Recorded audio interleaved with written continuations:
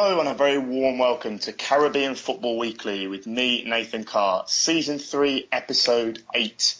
This week we are without Simon Preston, who at kind of late notice has said that he's got a dinner to attend in Jamaica. So it's just myself and fellow co-presenter Santokie Nagulendran guiding you through the show this week. Santokie, how are you doing, mate? I'm doing well, Nathan. Thanks a lot. How are you doing? I'm very well. I'm very well, thank you. I've been keeping up with all the latest Caribbean football news. We've had quite a bit going on, haven't we? Yeah, jam-packed week, and so a lot to discuss as usual. Yeah, do you want to kick us off with some news to get us underway? Yeah, so this Tuesday, the 7th of March, is the CONCACAF Gold Cup official draw. So we'll find out who the 4 Caribbean representatives, that's Curaçao, Martinique, Jamaica and French Guyana. We'll find out who exactly they're going to be playing in the Gold Cup. I'm sure those teams will be hoping for a big tie against either USA or Mexico. And myself and Nathan will obviously be keeping an eye on it and updating you next week on the results of that draw. Yeah, and that's going to take place at the Levi Stadium, I believe, in the United States. What I find interesting about this, Santokie, is that, you know, a lot of the tournaments, they do their draw live. You know, they stream it and they kind of... you can see the teams being put in their groups live. With the Gold Cup, that doesn't happen. It happens behind closed doors. And on Tuesday, it won't be a draw. It will just simply be the unveiling of groups. You find that slightly interesting that they don't. It's very strange when you do a draw. I was going to say that's very strange. It's news to me, but it's also unusual when you consider the fact that Haiti and Nicaragua, they're having the Gold Cup playoff next month. That got a live draw just to find out who was playing home and away. That got a live draw, which was broadcast online by CONCACAF. So by logic, you would assume the Gold Cup would have a live draw, bearing in mind it's a bigger tournament and there's a bigger audience for it. So very strange on behalf of CONCACAF there. Yeah, slight lack of transparency. And it kind of makes you think as well that Mexico or the United States could just kind of be put in a favourable group, doesn't it? You know, if Scandal. Well, you never know. But I do think they should do that draw live, just out of the sake of. I think all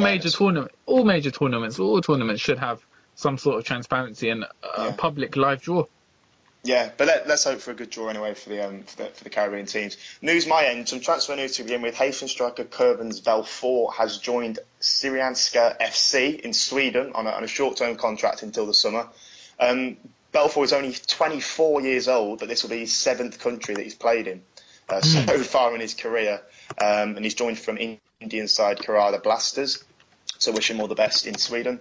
The St Kitts Nevis FA have announced that their senior men's national team will face Armenia on the 4th of June and Georgia on the 7th of June. That's this year. Both friendlies are away. And the Armenia friendly, believe it or not, will be shown live on Eurosport. So some great exposure there for St Kitts, yeah. And of course, June is a FIFA international match date, so the Sugar Boys will be able to call upon some of their overseas-based players, you know, the likes of Harrison Panayuti, Romain Sawyers, Jason St Just, these kind of players. So they should have a strong squad. But yeah, it's very interesting that the Armenia game will be shown on Eurosport, Santokie. Yeah, very good.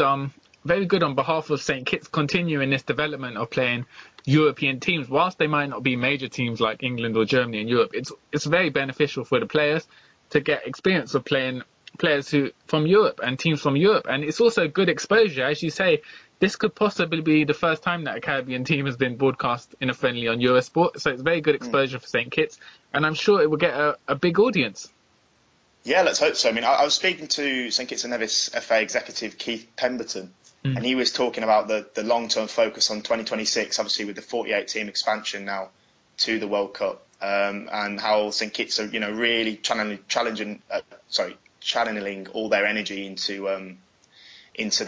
the World Cup. You know, around a decade to go until the 2026 World Cup. But you know, these kind of friendlies will surely help with their preparation. Yeah. And finally, Martinique, their A team, as they fielded 2 teams at the Paul Chelan tournament. They are this year's champions of that tournament, having beaten defending champions French Guyana 1-0 last night. And in the 3rd place game, Guadeloupe beat Martinique B 5-0. And Santokie, try and contain your excitement, but Guyana won against Haiti 3-1 in the 5th place game to take 5th overall. So just some background context, the Paul Chelan, I think it's Chelan, for any listeners that are adept in French, I do apologise if I've pronounced that incorrectly, but the Paul Chelan tournament is an under-17 international tournament. It was held in Martinique. It was the 8th edition this year, and it was a chance for Caribbean teams that are under 17s to kind of group together and play each other a series of games. As I say, Martinique's A squad participated and they won against French Guiana 1-0. Scored, I think, with about 4 or 5 minutes left on the clock. I was slightly surprised, Santokie, looking at the results and just keeping up with it generally on social media, that Haiti finished last, and Haiti are the defending champions at Caribbean level at under 17. So, do you think this was maybe just a kind of a freak showing, or maybe some of their star players weren't kind of called into this tournament? Yeah, I guess it depends on the composition of the squad. They might have, bearing in mind this isn't a massive tournament, they might have just picked local players or players on the fringes of being in the first team to kind of get them experience. And then also with under 17 level, it's unpredictable because you're relying on the development system to bring through players constantly in a cycle. So it could be that the next cycle of Haitian youngsters aren't as successful as the predecessors, who are obviously the Caribbean champions. On the subject of Guyana playing in the tournament, it was very interesting that 14-year-old Orville Daniels managed to score in the win against Haiti, which is very impressive. He's the first player called up from Guyana's Amerindian rural villages, and he's been successful. So this could pave the way for more players, because bearing in mind Guyana's a massive country with a lot of space. Often a lot of players are called up from the city, Georgetown. So this might cause the GFF to kind of cast their net a bit wider and pick players from rural villages. So very good for 14-year-old Orville Daniels to make a mark, and also good for the Guyana national team to build on their performances last year in the CONCACAF qualifiers by taking part in this tournament, and hopefully it continues for the next year or so. Mm-hmm. And thoughts on it on Jeremy Garrett as well, the youngster who obviously played in this tournament, didn't he? I think he scored a free kick in that game, and obviously had that trial at Sporting Lisbon last year. He seemed to have an enjoyable tournament. Yeah, he's definitely standing out. He on Facebook, I've seen a video of the goal. It was very well taken free kick, and he's a very mature and confident young man. So I'm predicting big things for him in the future. Certainly. So moving on then to kind of the main first discussion area of today's show, the Caribbean Club Championship. So last week we started reviewing Group A, which obviously includes Racing, Inter Moringotapo, Hoppers and Bakir United. I think, Santokie, when we were talking about it, the first 2 match days had taken place. That's right. And we were previewing who we thought was going to take top spot. While Racing from Haiti, they beat Hoppers 2-0, and Inter beat Bakir 4-1, meaning that Racing went through, and they'll go into the final round to be played later this year on superior goal difference. Was that what you were expecting, Santokie, Racing to top the group? Yeah, I was. I expected Racing to top the group purely because Haitian clubs seem to be a bit more developed and improved than other teams in the region. Although bearing in mind Inter of Suriname's their history in the tournament, and they're always kind of near about qualifying for the further stages in this tournament, I did put them as threats. But it was tight in the end. 1 goal in the end separated them. So the fact that Inter conceded 1 more goal ultimately led to them being eliminated from the tournament. Compared to other groups in the tournament, you would say it was a slightly weak group. Bakir United of St. Vincent didn't really pose much of a threat in any of their games. And Hoppers as well, you'd say they are very disappointing. We've discussed on previous episodes, they've invested a lot of resources on hiring a Cuban manager and also importing players from other islands. And in the end, it wasn't a great performance from them. So they'd be very disappointed. Nathan, what was your thoughts on the group? I predicted last week for Inter to top the group. I thought Inter were going to beat Bakir by quite a comprehensive scoreline, which they did. But I saw Hoppers beating Racing. But no, as you say, I mean, Racing could very well be the only Haitian representative in the final round, because, with Don Bosco in Group B, kind of not certain yet whether they'll book their place in the final round. Racing could be the only Haitian representative. Your point there is very well made on Hoppers. We talked about their squad and the kind of the multiculturalism of it. Some Cuban players and Jamaican players in there. Obviously, they weren't able to qualify this time around. I think the fact that only the top team goes through does make it more of a challenge. Yeah. There really is very little room for error, and it does kind of make every game so important. The fact that the top team goes through, but no, obviously going to be following Racing's progress in the final round very, very closely. And I mentioned Don Bosco there. They're in Group B. They have a crunch match, don't they, tonight, I believe, Santokie, against Sibao, who are currently leading the group. I say it's a crunch game. They have to win. They have to win in order to stand any chance of going through. Yeah, I mean, this group has taken a very interesting turn. In the first round of games, Sibao defeated Montserrat's Police 16-0, which could be a record for the tournament, for the tournament's history. Domingo Peralta he's a Dominican national team striker, got 4, and Babelito got 4. And Sibao were kind of ruthless, scored 16 goals. I think they were 9-0 up at half time or 10-0 up at half time. So a very dominant win. But then in the second game of the group, Don Bosco drew 1-1 with USR of Guadeloupe. Now, Don Bosco, based on their history of qualifying for the CONCACAF Champions League, would be favourites for this group, but they were held by USR of Guadeloupe. And Nathan, this kind of leads back to what we had a discussion on during the beach soccer qualifiers, when we said Guadeloupe are kind of a dark horse in terms of football. You never kind of know what their team is about and how strong they'll perform, but they always seem to overachieve. Yeah, that's true. I think the fact that obviously they've got kind of affiliation with France, and I know that some of their clubs participate in the Coupe de France, which is kind of the French equivalent of the FA Cup, and kind of being exposed to that higher standard of competition, I think helps them. The draw against Don Bosco 1-1, I wasn't expecting that, and really only to lose 1-0 to Sibao. I think it kind of that kind of underlines the competitiveness of their squad. But no, generally, I think the last kind of 10 years or so, there's been a little bit of a, I'm not going to say slump, but kind of football in Guadeloupe has maybe not reached the heights as it did, in 2007, 2009, 2011, when the national team made the Gold Cup.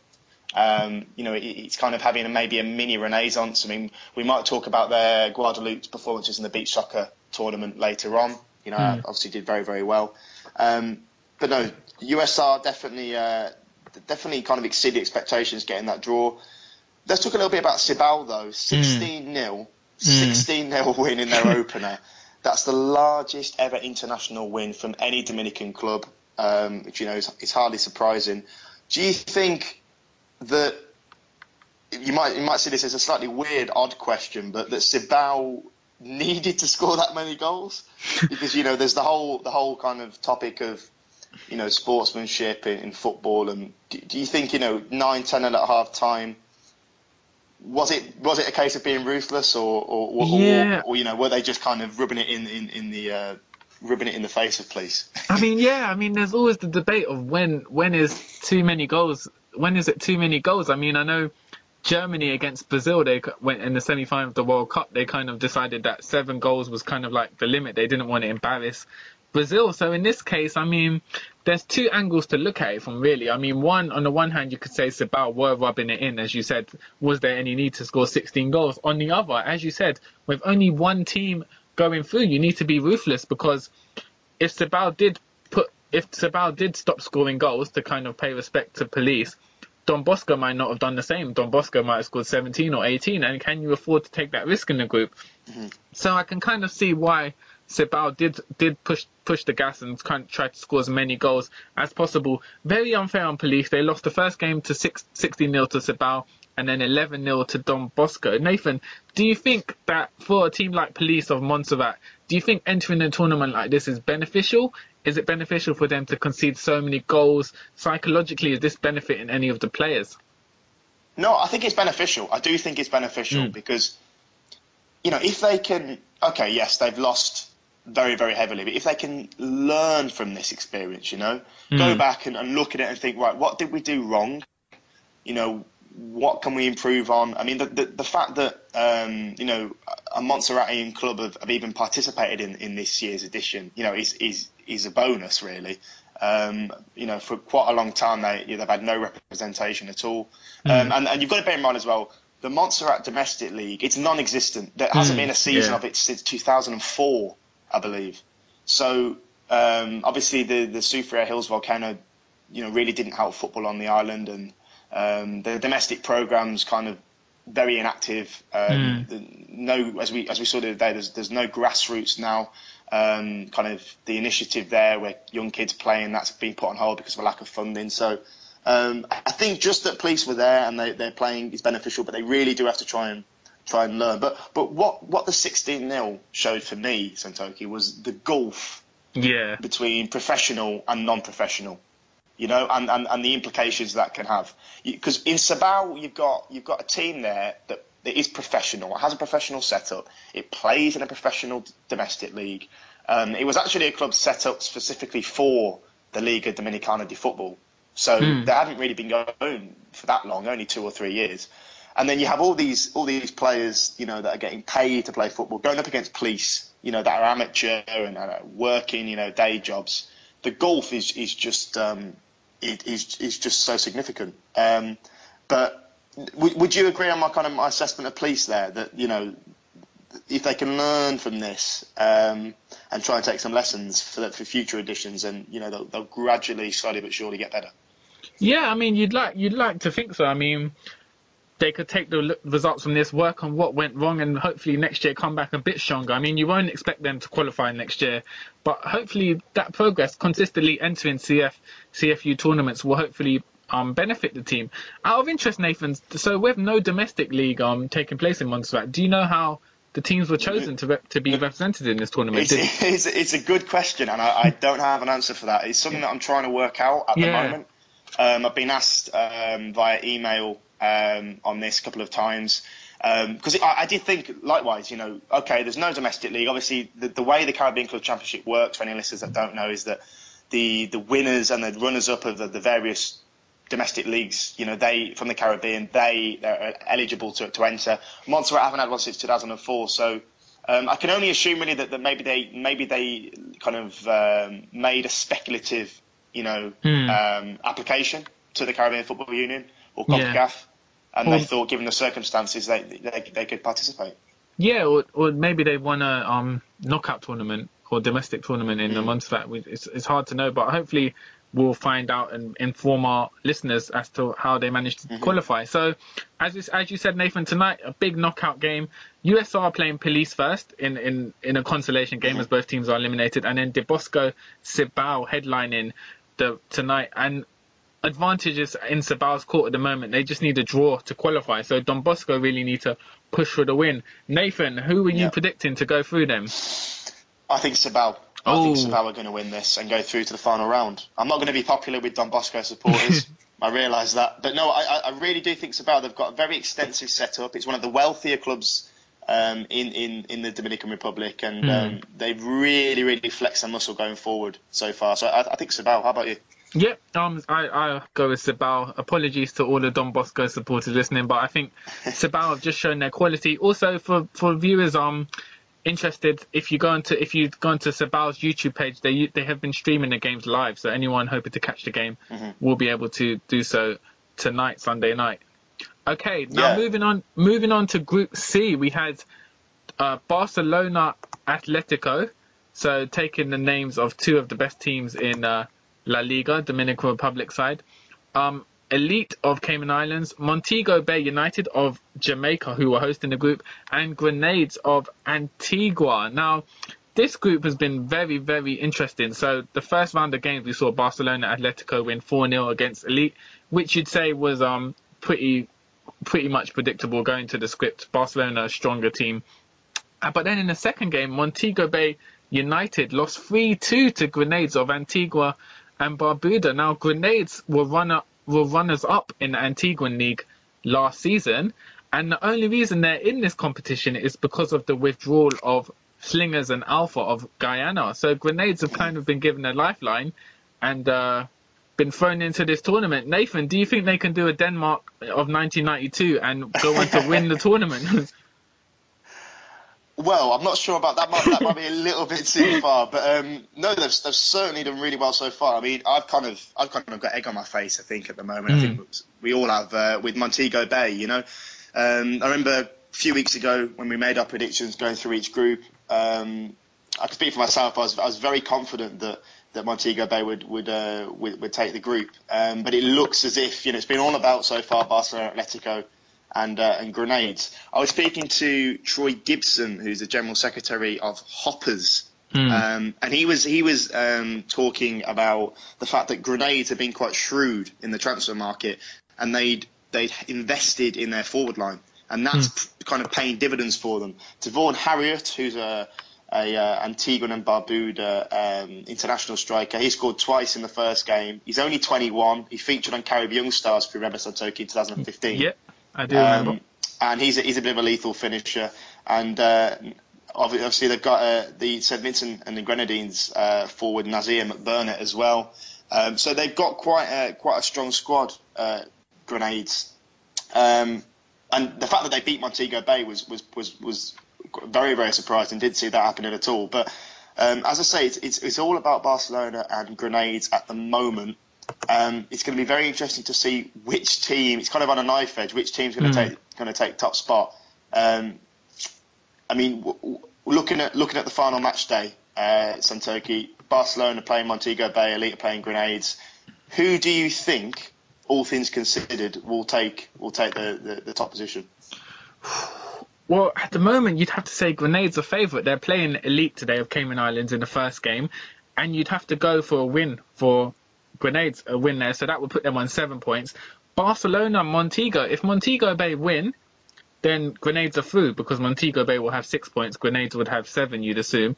Barcelona, if they win, it all comes down to goal difference, and so Grenades, they could score 4 or 5 against Elite and manage to go through in goal difference. So I would say at the moment Grenades are favourites, but either of those 3 teams could go through based on this final round of games. So it makes for a very interesting group, and what we like to see in these type of tournaments.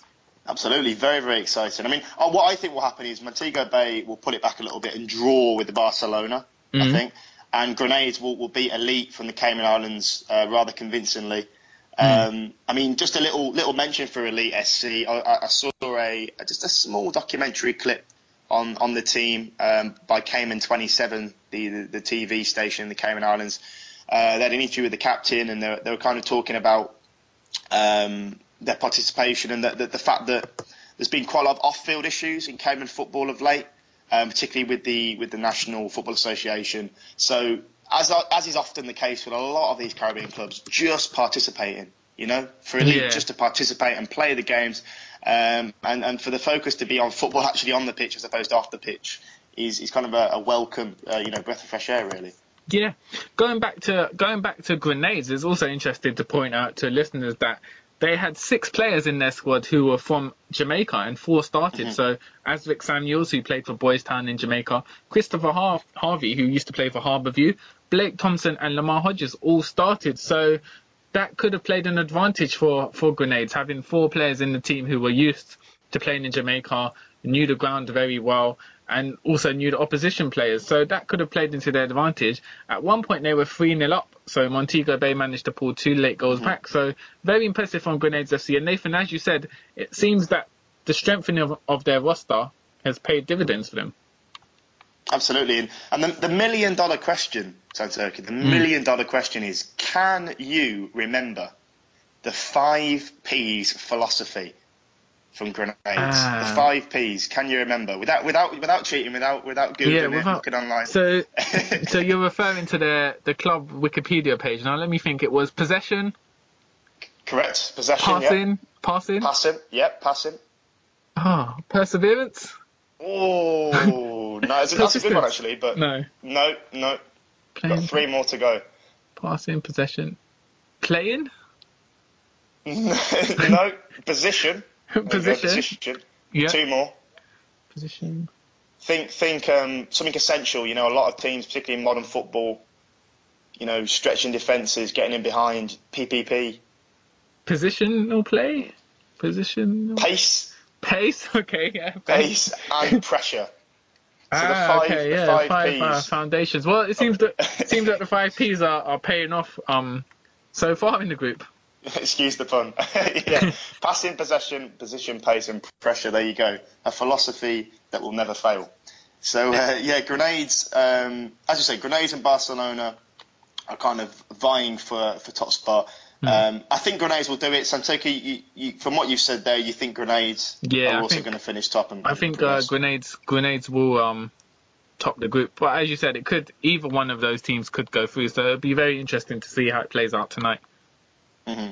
And obviously Group D action hasn't kicked off yet. Actually kicks off a week on Tuesday in that group. Puerto Rico FC, Portmore United, Scholars International and Transvaal. So as we've said before, the general consensus is that Puerto Rico FC, the NASL club from Puerto Rico, they will more than likely top this group. Not to discredit Portmore, who probably their greatest challengers, but you would think that PRFC will, with the strength of their squad and the resources that they have at their disposal, you think that they're going to top the group. Have you changed your mind at all on that, Santokie, or are you still very much... think, I mean, as you said, when referring to Cibao, the professional setup has benefited them. With Puerto Rico FC, you have the most professional side in the region, so I think that quality will ultimately show itself. And disappointingly for Simon, we could have a scenario where no Jamaican teams progress to the next round. Yes, and I mean, as I was saying off air, some people will look at that and say it's a good thing. Some people will look at that and kind of say it's a bad thing, really. I mean, I think it's potentially a positive that it would kind of open the door to nations, kind of up-and-coming nations, other clubs that wouldn't necessarily otherwise get the opportunity. Yeah. But then again, kind of Jamaican football, it is one of the stronger leagues in the Caribbean. Yeah. I suppose you do want to try, you do want to see, the kind of the best leagues in theory, the best clubs in theory make the final round, don't you? Yeah, you do want to see the best teams, but as you said, it's a tournament, and sometimes it's good to get new teams getting exposed to playing at a high level and hopefully qualifying for the revamped CONCACAF Champions League, which starts in August. Yes. I think it's June to August. Is that right? June to August. I think it's June. Okay. Yeah, around that time. And then Group E, just to round off, Group E action kicks off on Wednesday. Flames United, System 3, CS Bullion and San Juan Jablete. So that pretty much wraps up the Caribbean Club Championship update, I think. As we say, there are games tonight from Group B and C. The Don Bosco Cibao is probably the headlining one, you would say. Real crunch match. And obviously Grenades and Barcelona, it's kind of on a knife edge. So we look forward to providing an update on that next week. Kind of moving on to the next discussion area, Santokie. We're thinking beach soccer, aren't we? The CONCACAF Beach Soccer Championship. Yeah, so we discussed it on last week's show, but the final stages of that tournament took place. So the final 4, when we discussed it last week, were El Salvador, Guadeloupe, Panama and Mexico, and in the end it was Panama who got the 4-2 win over Mexico in the final, while El Salvador prevailed 7-2 over Guadeloupe in the 3rd place playoff. So the remaining Caribbean representative, Guadeloupe, came in 4th place. Nathan, do you think this is a respectable result for the French island? I think the fact that they finished 4th out of 16 teams is an outstanding achievement, really. All things considered. The fact that they're non-FIFA, as we talked about before, and I know that the FA has said they haven't got a great deal of resources. So for Guadeloupe to finish 4th, it's a fantastic achievement. You look at their group stage games, they were 4-3 down to Barbados, and they came back and won 5-4. Though they're 3-2 down against Canada, came back again to win 4-3. So real character and spirit. And there's a really nice video actually of the squad arriving back at the airport in Guadeloupe. After the tournament finished on Guada Beach Soccer TV, which is a YouTube channel all about beach soccer in Guadeloupe. That the players returning and kind of getting a nice reception from the fans, and they deserved it because they did have a very good tournament. If you look at the overall standings, then Guadeloupe were the best performing Caribbean side. The Bahamas followed after them. Trinidad and Tobago, Jamaica, Antigua and Barbuda, Guyana, Turks and Caicos Islands, Barbados, and the USVI, who finished bottom of the pile. Looking at the standings, was that more or less, Santokie, what you were kind of expecting from a Caribbean perspective, at least? Was that more or less what you were expecting, or were you expecting maybe Bahamas or Trinidad and Tobago or Jamaica to kind of do better than what they did? I think Jamaica would be slightly disappointed to have finished in 8th place, losing to Trinidad and Tobago in that crunch game 9-3. But other than that, I would have expected Trinidad and Tobago and Bahamas, purely because of Bahamas' location, a lot of beaches, and they're a very strong team. I'd expect Bahamas to get as far as they did. They finished in 6th, I believe, at the end. But they may be disappointed to have never made the semi-finals, bearing in mind that as hosts, they qualify for the Beach Soccer World Cup, which starts in April. You'd expect them to hopefully have aimed for reaching the semi-finals of this tournament. So, I mean, it did go to form, but I think Caribbean teams will be slightly disappointed that there wasn't two sides maybe in the final four of the tournament, bearing in mind the heavy representation of the Caribbean sides. In terms of Guyana, I mean, it wasn't a bad tournament for them. It wasn't a great tournament. The one standout which they will take back is Jamal Haynes took Best Young Player award at the end of the tournament. So that's obviously something beneficial. And as it was their first CONCACAF Beach tournament, you'd expect them to kind of build on it in the future and hopefully get some sort of practice in before the next CONCACAF tournament. Yes, got a hat-trick, didn't he, Jamal Haynes, against Antigua? I mean, one of them was a great goal. Yeah. I never seen the highlights. Real great goal. And I know Ian Greenwood, the technical director at the Guyana Football Federation, he was saying that this was Guyana's, obviously, their first appearance at this level. And, for Jamal Haynes to pick up that award is a real sign of the kind of the natural raw talent that exists in Guyana. Yeah, definitely, especially for a country with no notable beaches. I mean, it's very hard for players to kind of train. They don't have an artificial beach surface to play on, so it's very hard, and hopefully it's something they'll build on over time. I mean, in terms of the goals as well, if you're looking for aesthetically pleasing goals, this beach soccer is probably the best form of football you could watch. A lot of back heels, bicycle kicks, volleys, so very pleasurable to watch goals. If you can, on the CONCACAF website, they have video clips, high quality ones of all the goals. So if you want to look back through them, they're very rewarding to watch. Yeah, plenty of acrobatic bicycle kicks and whatnot. But so, I was looking at the quarterfinals, looking at the quarterfinals, I was a little bit disappointed with Trinidad and Tobago. Looking at the preparation that they've been through, and I know the player Chad Apu was talking about how confident he was in the camp and stuff. Lost 5-1 to Mexico in the quarters. I was a little bit disappointed that they didn't give them a little bit more of a stronger game, Mexico. Trinidad and Tobago had done well to finish top 2 in the group stages. I thought that they might just push to that next stage, And like it was with Jamaica kind of losing 5-0 to El Salvador, I think Simon told us on last week's show that was the first time that, Jamaica had not scored in a beach soccer game.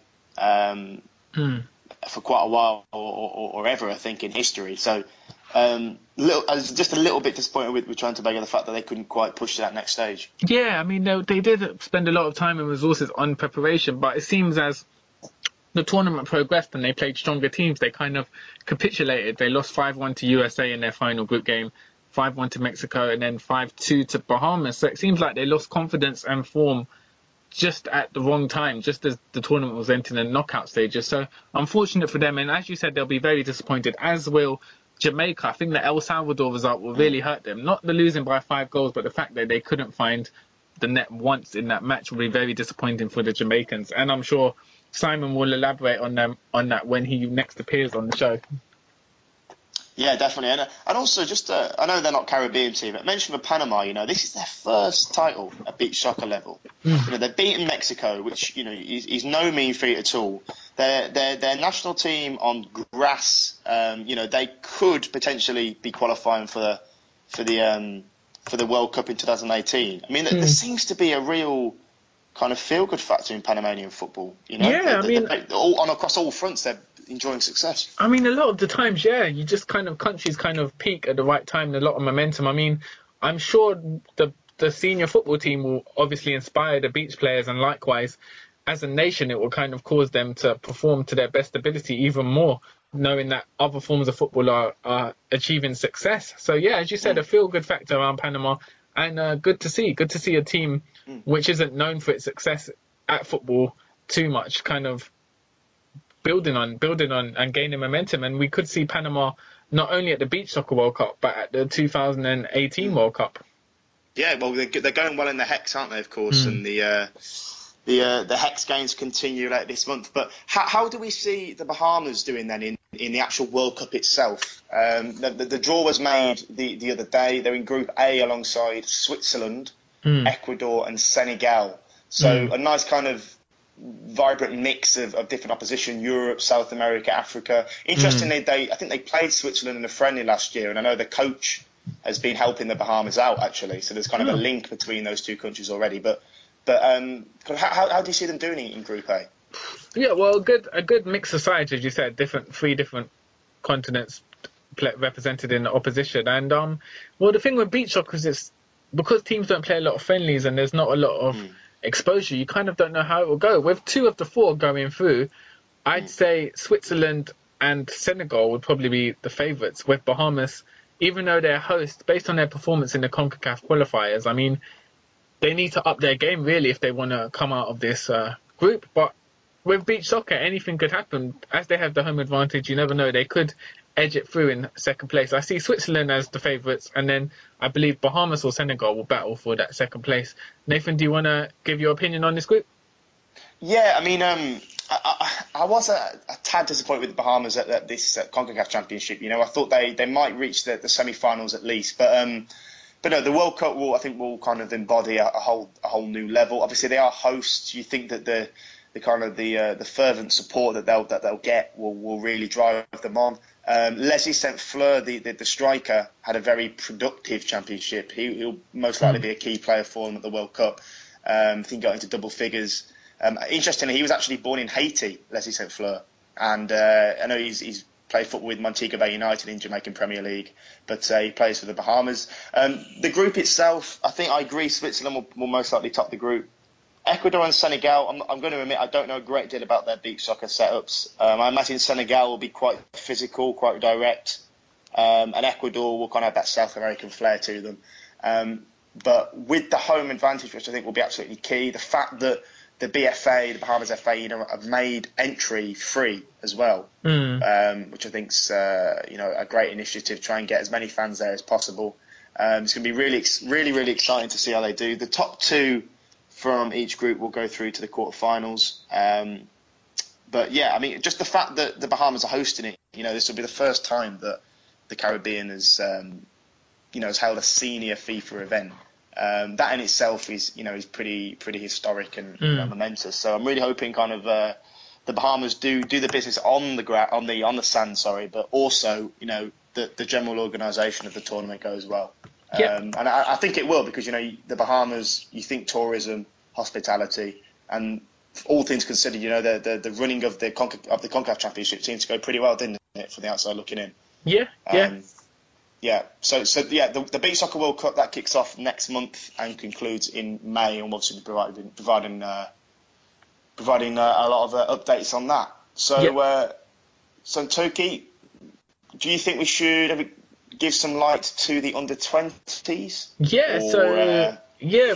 We discussed the Caribbean representation last week. Unfortunately, the Caribbean representation did end in the tournament last week. So the final 6 of the tournament were USA, Mexico, El Salvador in Group D, and Group E was Honduras, Costa Rica, and Panama. USA, Mexico, Honduras, and Costa Rica qualified for the FIFA Under-20 World Cup, which takes place later this year. And the final of the actual CONCACAF tournament will be between USA and Honduras. Now, Nathan, it's interesting to note the 4 teams that qualified, USA, Mexico, Honduras, and Costa Rica, are generally the 4 teams from CONCACAF who qualify for the Senior World Cup. So does the Under-20 Championship kind of highlight the dominance of these teams, their development systems being superior, or do you see Caribbean teams making a mark in future tournaments? Well, I think generally the North and Central American teams do historically have more success, at the CONCACAF Under-20 Championship. It doesn't really surprise me that Mexico or the States have qualified. Honduras have clearly done well, and Costa Rica being the hosts, I think they were kind of expected. I think overall this championship was a little bit disappointing, underwhelming from a Caribbean perspective. I mean, Trinidad and Tobago kind of were the best performing Caribbean side in Group C, 4 points, and you know they looked the strongest. As I said before, I was very disappointed with Haiti, who I thought completely threw the game away against the USA and indeed against Panama as well. Bermuda gave a solid account of themselves. Antigua were disappointed in a very tough group, but you know, just kind of weren't really threatening enough going forward, and you know, quite a clear gulf in class really between them and the opponents.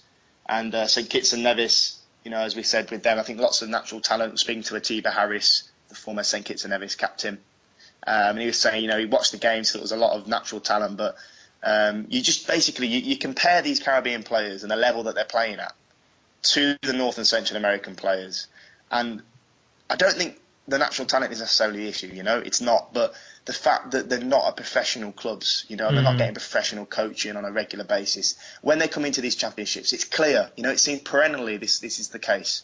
And I was looking at some statistics, you know, of kind of historically in the Under-20 World Cup, and there has been a huge underrepresentation from the Caribbean. You know, I mean, Cuba were the last Caribbean country to qualify for the Under-20 World Cup. You know, in 2013, Jamaica have done it in 2001, Trinidad and Tobago in 2009 and 1991. But they are the only past Caribbean representatives. So, you know, it's a real shame, isn't it, that kind of the Caribbean hasn't been, you know, represented as much as it should have been in this World Cup. Santokie. Yeah, I mean, it's very unfortunate, as you feel that qualifying for a World Cup at this level will obviously provide exposure to the players and also help them develop. So I don't know if we'll see a Caribbean team progress in the foreseeable future, bearing in mind the dominance of North and Central America. So unless CONCACAF kind of allocate one spot to the CFU, and specifically only Caribbean teams can earn this spot into the World Cup, it's going to be very hard and challenging for under-resourced Caribbean nations to kind of take their teams into these CONCACAF tournaments and qualify for the World Cup, much as the same which occurs at the senior level. I just think, I mean, I wrote a review of the tournament from a Caribbean angle on my website recently, and I just felt there were certain areas, you know, where there's quite a clear gap between the Caribbean and the rest of CONCACAF. You know, particularly kind of key areas for me, game management, you know, knowing what to do, decisions to kind of make on the field. The North and Central American countries generally excel more at that. Chance conversion should just basically be more clinical. You know, in this championship, a lot of the Caribbean countries created great chances but didn't take them. Organisation on the pitch, so, you know, kind of communication with one another, working together. Preparation's a big one, you know. I mean, Antigua's preparation was could have been better. Haiti's could have been much better. They only played local clubs. The only two really that stood out and actually did well with their preparation were Trinidad and Tobago, who obviously went to Colombia and had 2 or 3 weeks training camp, and you know, played 4 or 5 Colombian teams. And Bermuda, I know, met up in Florida beforehand and played a local club. But that's another factor that a lot of these North and Central, so the United States, Mexico, Canada, Honduras, Costa Rica, got very well organised programs. They arrange, you know, 2-3 week training camps. They get all the players in. They play these competitive friendlies, and you can see when they actually arrive at the championship, they're far more gelled, you know, and far more cohesive. Yeah, again, that leads back to the whole resources at their disposal. I mean, America can afford these kind of things, whereas the Caribbean, there seems to often be, as you said, natural talent isn't a problem. You'd say probably in a lot of cases the Caribbean players will be more naturally talented than their counterparts on Central America or North America. It's just that development and the lack of academy training kind of is detrimental to the Caribbean teams, and you kind of see that when they play in big game tournaments. The tactics and the mentality is superior in countries such as America and Mexico. But I suppose you can flip it and you can look at Cuba.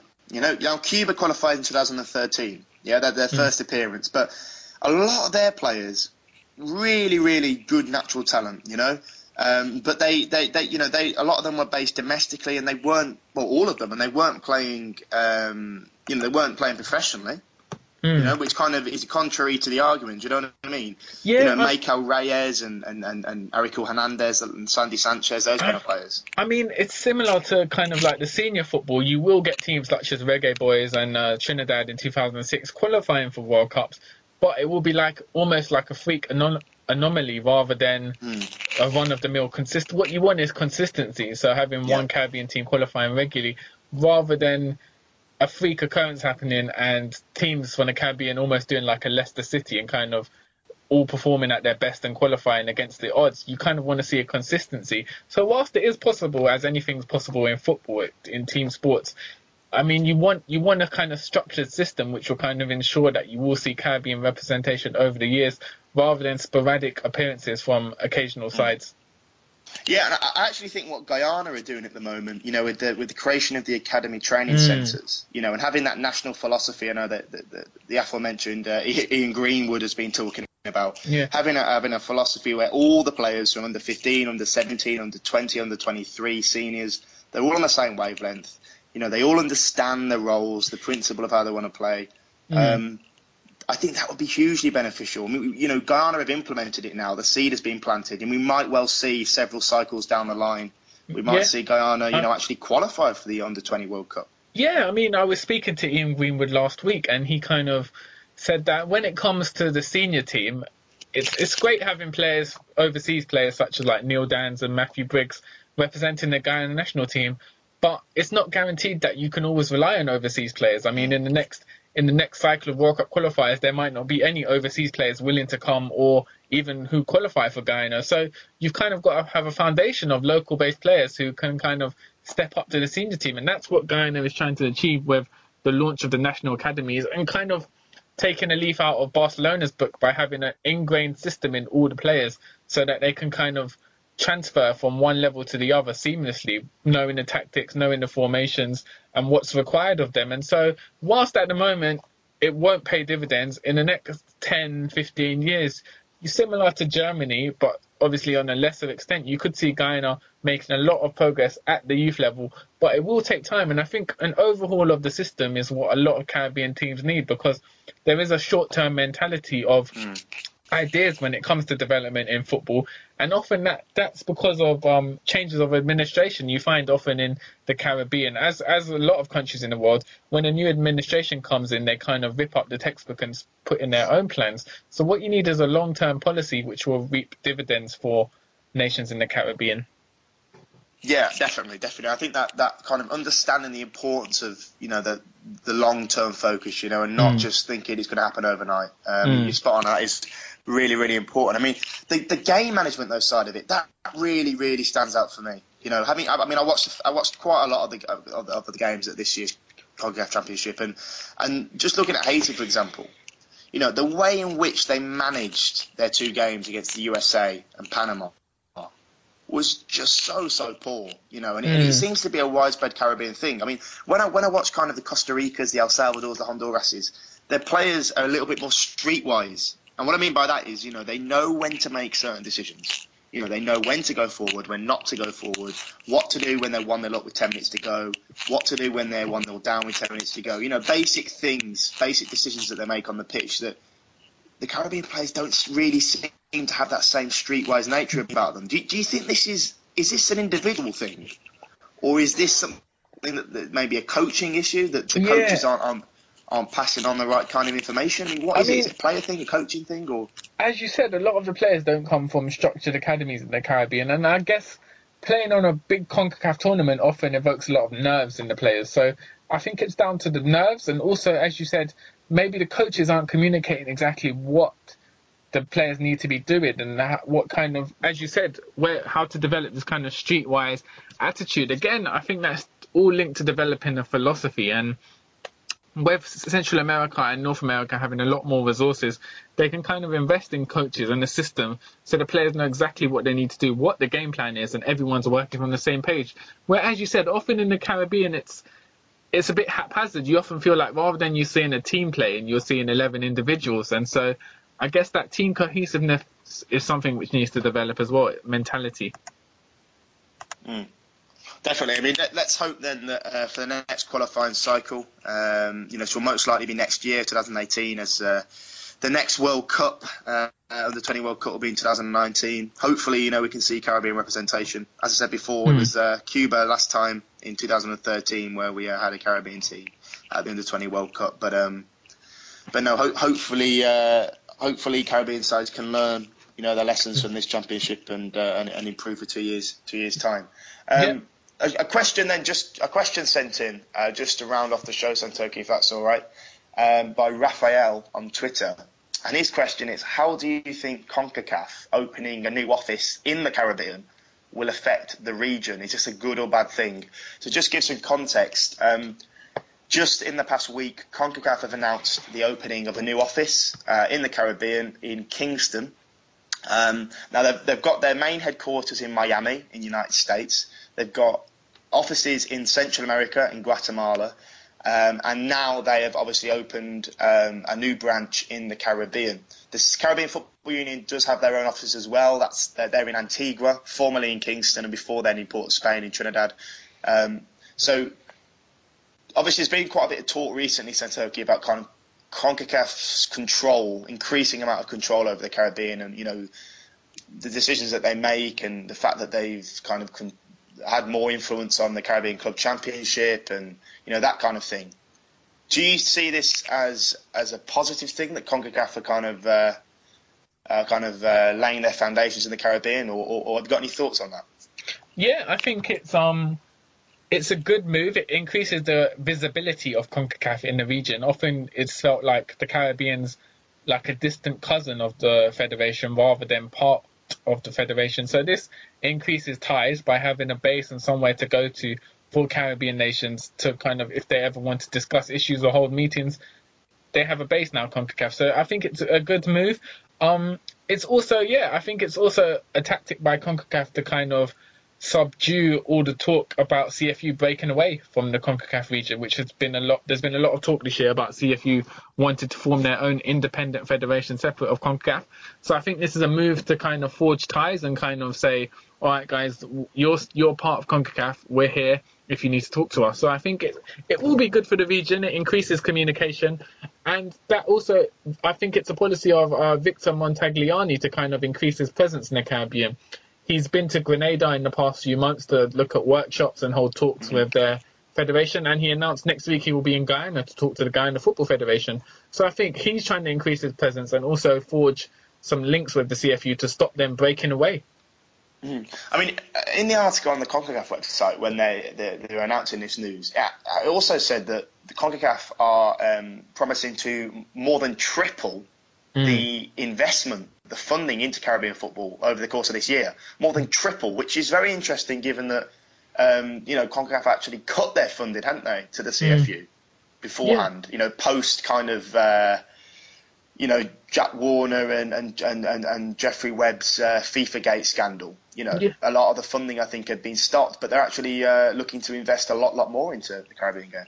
Yeah, which will be good. And also it depends on how the federations choose to use that money. I mean, we've often heard about federations getting sums of money from FIFA, but not knowing where it goes, particularly when it comes to the old FIFA gold projects and stuff. A lot of money went missing. So hopefully if there's transparency, it'll be all the better for the region. And what do you make as well, finally, of the CFU HQ being in St. John's, Antigua? I mean, obviously Gordon Derrick is Antiguan himself, but do you think that's the right location, or maybe they should have it somewhere, a little bit more, populated and a bigger country in the Caribbean? I know there's been some talk maybe of having it in the Spanish-speaking Caribbean. It's hard to tell really, because it's kind of every island. There's no massive. I mean, unless you put it in Jamaica or Trinidad, which have massive populations, there's no obvious place to have it because there's so many different islands. I mean, if you had it in a Spanish-speaking region, you'd obviously get English-speaking Caribbean nations against it, and likewise with the situation at the moment. So it's hard to find an actual base which would suit all the parties of a massive region where islands are spread out. I suppose Cuba, the biggest, population and size. So I mentioned Puerto Rico, which I thought was interesting, given that it's a US overseas territory. You basically need somewhere that's accessible, don't you? Somewhere where officials flying in, meetings and congresses, it's accessible. I think the US territory, so US Virgin Islands and Puerto Rico's, wouldn't work because you would need a visa to kind of go to those islands every time you wanted to go, which would kind of lengthen any processes of having meetings and stuff. So yeah, maybe somewhere like Barbados, Bermuda. I mean, I'd like to see a rotation rather than it being based somewhere, having the headquarters rotated around the islands, just to kind of increase that idea that the whole region is inclusive rather than having on one island, depending on where the president is from. It's a good point. It's a good point. As I said before, it started off in Port of Spain, obviously when Jack Warner was in charge. But no, that was a question sent in by Raphael. So thank you, Raphael, for sending that in. Just to wrap up, a bit of news as well, which we forgot to mention earlier. Yep. Trinidad and Tobago was set to play Suriname this Friday the 10th of March. Unfortunately, that match has been cancelled and Barbados have been flown in as a last-minute replacement. So that match will now be held in Trinidad and Tobago. So Trinidad versus Barbados. Dennis Lawrence's first match as head coach of the Soca Warriors. Sol Campbell will be assistant manager. He will fly in on Thursday the 9th of March. So it'll be interesting to see what effect he has on the team, bearing in mind he's flying in just a few hours before the game. Nathan, just a quick question. Do you think Barbados will be suitable opposition for the Soca Warriors? I think Suriname would have provided a slightly tougher test, if we're going to be honest. And obviously, Suriname beat Trinidad and Tobago in January in the Gold Cup playoffs, so there would have been a little tasty kind of subplot to that. Barbados, because it's outside of a FIFA match day, they won't obviously be able to call upon, you would think, some of their overseas-based players, some like Emerson Boyce, who would really boost the team. But I expect it to be quite a heavily domestic-based squad. That Barbados call up. Obviously, it's kind of a little bit last minute, but I think it's adequate. I think Dennis Lawrence, he just needs steady opposition to play. Try and work out from this locally based group who's good enough to play, to feature in the Hex. Who's he going to cut out? It's also a chance, as you said, there for Sol Campbell to kind of get to grips with some of the local based players. Who's going to be working with, and also they don't have to fly. They can play, I think it's in Cuba, isn't it, this game on Friday, which is probably more convenient for them. But no, it's from a Barbadian perspective, it's good that they're playing as well. They need some competitive action to fill out the calendar, having got knocked out of the World Cup qualifiers, the Caribbean Cup qualifiers. So I think it's good for both parties. And obviously, 2 weeks on Friday, the Hex will continue. So two big games for Trinidad and Tobago, which we'll cover on Caribbean Football Weekly, of course, at home to Panama and at home to Mexico. So no, thank you for that reminder, Santokie. Obviously, we'll be looking to round those scores up next week, won't we? Yep, and any more questions, guys, feel free to send us to us on social media. We address all the questions on the show. So if you have any questions, do not hesitate to contact myself, Nathan, or Simon Preston on Twitter, and we'll attempt to answer your question. Nathan, any final words for the listeners? No, just to echo what you said there. I think I mentioned it before, but we are on iTunes. I know a lot of people, I think, listen on SoundCloud, but don't be afraid to subscribe on iTunes and maybe leave a little review. Hopefully the three-man attack is back next week. Obviously, as we said before, Sam's unfortunately not available this time around, but he should be back next week. We very much look forward to then. So from myself, Nathan Carr, and Santokie Nagulendran, I hope everyone has a good week, and we'll speak to you for Season 3, Episode 9 next week. Thank you for listening.